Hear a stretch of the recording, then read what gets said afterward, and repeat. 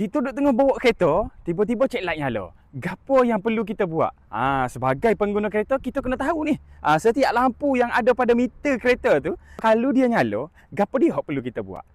Mari sini Big Share untuk pengguna kereta Pro 2. Untuk pengguna kereta Pro 2, kita ada 4 color di dalam meter dia.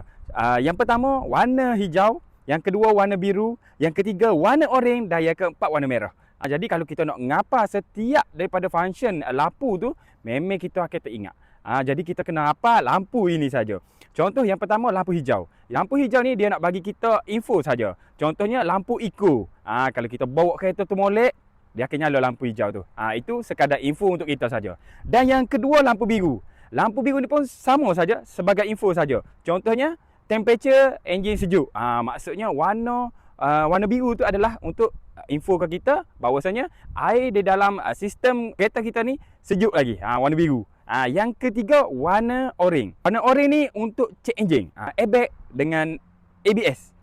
Benda ni kalau nyala salah satu daripada benda warna oranye ni, kita boleh bawa lagi kereta. Cuma kita kena berjaga-jaga. Contohnya kalau kita duduk tengah bawa, tiba-tiba lampu ni nyala, kita pergi je mana-mana service center ataupun workshop untuk scan gapo dia, kerosakan dia.